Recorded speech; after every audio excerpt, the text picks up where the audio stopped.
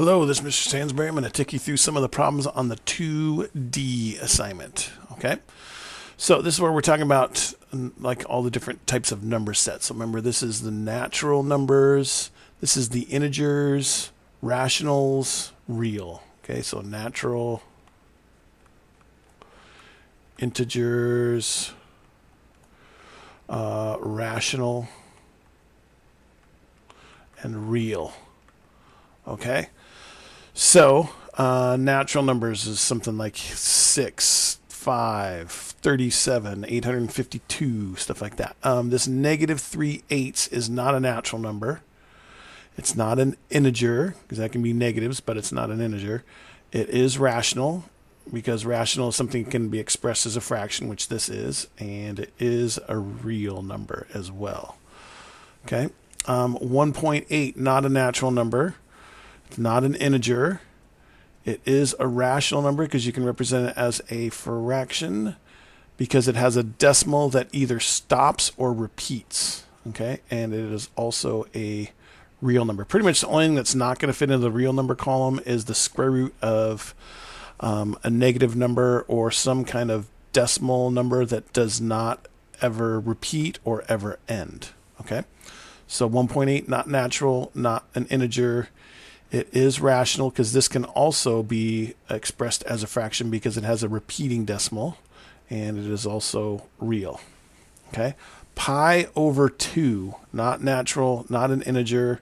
It's not rational because this is not one integer over another. That's not an integer, so it's not rational, and it is a real number.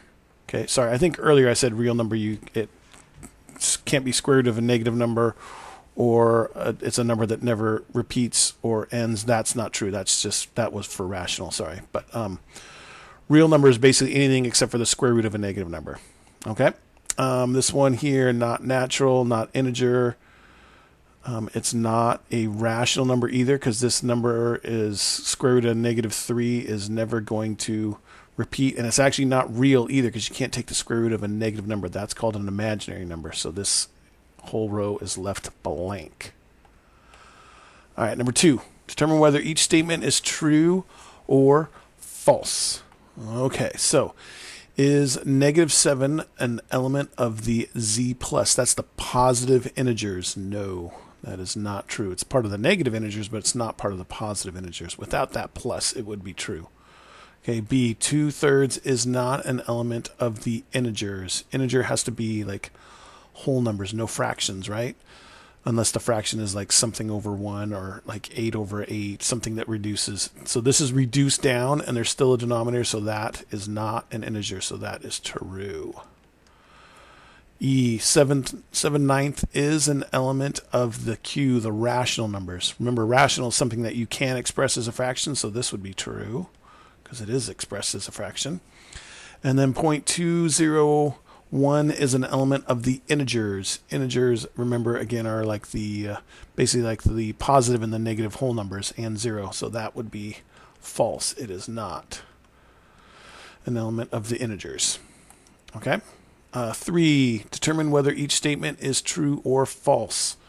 So this means all the positive integers have to be elements of the natural number. It's a subset of. And that is true because all of these positive integers are also natural numbers. Okay? So true. All the natural numbers is a proper subset. That's what I was trying to come up with. Proper subset of z. So all the natural numbers, are they part of the integers? That's true. Now, are these two exactly the same? No, they're not. So since they're not exactly the same, it is a proper subset. I don't need to put equals on there, but just true. Okay, so natural numbers is a proper subset of the integers because they're not equal, and everything in n fits into z. Are all the rational numbers a proper subset of the integers? So first thing you got to ask, are all the rational numbers part of the integers? That would be false. And normally not normally, but sometimes out here they'll say give a counterexample. So what's a rational number that's not an integer?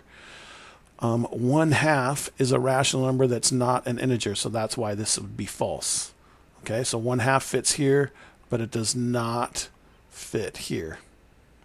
Okay, and then F here, 0 is a subset of the integers, and that is true because 0 is an integer, right? Okay, let's take a look at number 4. Describe the following sets as either finite or infinite. So they go on forever and ever, or they're countable, basically. Okay, set of integers between 10 and 20. Can you count the set of integers between 10 and 20?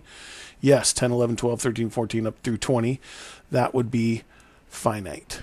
Okay, the set of integers greater than 5. So the first one would be 6, 7, 8, 9, and we can go on forever and ever, infinitely. So this would be infinite. Okay. All right, last one to take a peek at is 5. If the universal set is all the integers, find the complement of z plus. So that's all the positive integers. So the complement then is going to be z minus, and also we got to include in there 0 because z plus is 1, 2, 3, 4, 5, 6, 7 forever and ever. Z minus is -1, -2, -3, -4 forever. But that leaves 0 out, and 0 is an integer, so we'd have to include 0 in our complement. Okay? All right. Okay, that's all we have here for this these problems from this section here. If you have any further questions, please feel free to ask. Thanks.